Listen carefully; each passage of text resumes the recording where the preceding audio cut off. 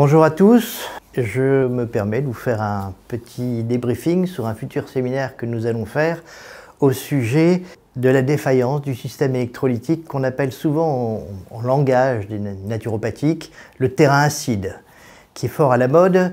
Nous avons l'habitude de vous parler régulièrement des 6 systèmes d'homéostasie qui gèrent l'homme. Ce séminaire se basera plus sur le système d'origine, c'est-à-dire le premier qui se met en route jusqu'à l'âge de 18 mois, qui est le système électrolytique, qui est le système le plus important pour créer un être humain. Aujourd'hui, il est fort taillé en brèche par tout ce que nous vivons.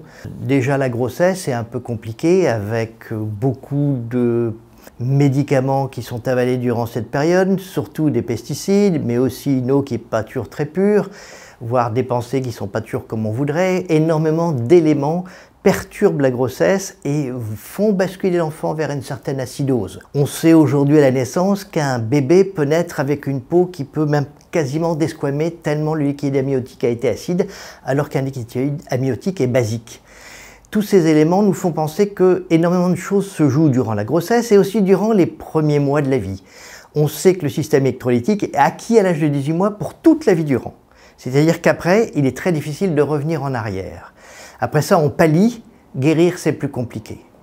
Donc il est très important de comprendre ces mécanismes qui passent aussi par les microbiotes, qui passent aussi par les premiers instants de la vie, surtout au niveau du système des intestins, au niveau du système respiratoire. Énormément de choses se jouent à ce niveau-là et on n'en tient pas beaucoup compte. Le système électrolytique, c'est quoi? C'est tout le système minéral qui va gérer l'homme au début de sa vie, qui va le construire essentiellement.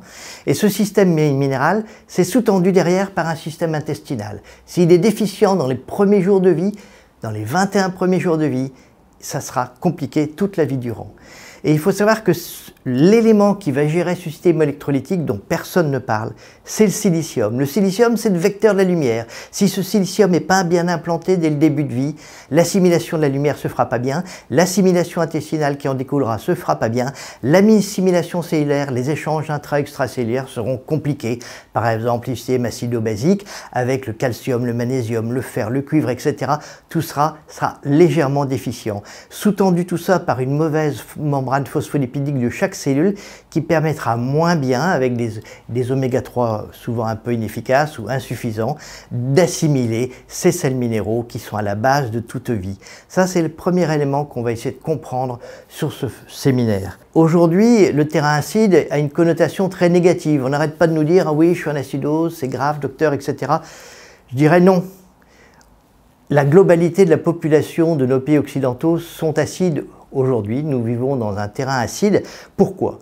Parce que, de par ce que je vous ai dit, la pollution, etc., mais nous réagissons par des mécanismes inflammatoires. Grâce à cette inflammation, nous avons la capacité de réagir, d'éliminer et de contrecarrer ce mécanisme négatif. Donc, grâce à ces systèmes acides, nous sommes capables de nous régénérer et de réactiver un système de défense immunitaire, un système d'assimilation des sels minéraux, etc. On parle toujours de ce côté négatif, je ne pense pas.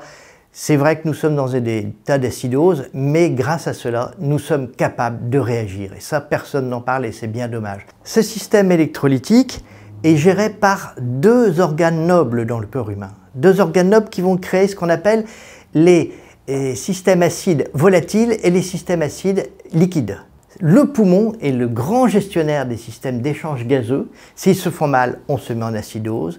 Le rein est le grand gestionnaire des systèmes liquides avec tous les oligo-éléments, les systèmes d'élimination des acides qui se font par les reins, etc. Voilà les 2 grands organes maîtres de système de l'acidose. Il faudra qu'on voit comment les relancer, comment les faire fonctionner, etc. Ça fera partie du séminaire. C'est excessivement important. L'un est le patron des systèmes liquides, le rein, l'autre est le patron des systèmes gazeux. Le poumon, par exemple, là on dit toujours que le citron est très acide. Si vous mangez du citron, il faut savoir que les acides du citron seraient éliminés par voie respiratoire. Si vos poumons fonctionnent bien, dans les minutes qui suivent l'assimilation du citron, vous allez éliminer les acides du citron. Il ne restera plus que le côté hépatique pour relancer votre vésicule biliaire, etc. Donc il n'est pas acidifiant. Avant on ne comprenait pas bien pourquoi, maintenant on le sait grâce à ce système volatile. Nos réserves d'oligo-éléments, etc., de réserves de désacidification sont liées au rein et la réserve est dans l'os. L'os est géré par le rein.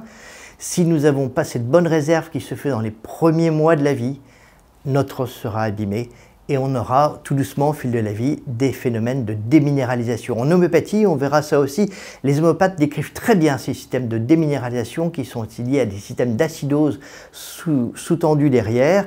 L'homéopathie parle des diathèses, on verra pourquoi les diathèses ont une importance capitale aussi. Donc on verra quelles sont les plantes qui peuvent nous aider à relancer ce système pour désacidifier, quels sont les bourgeons qui sont capables de régénérer, de redonner de la vie aux tissus qui sont parfois pas en bonne santé. La phytothérapie draine très fort, les bourgeons régénèrent la vie, redonnent une capacité de vie avec les cellules mérismétiques, c'est-à-dire les cellules souches. Nous sommes bourrés de cellules souches, il faut les faire fonctionner, les bourgeons nous aident aussi. On verra les oligoéléments qui correspondent à tous ces systèmes.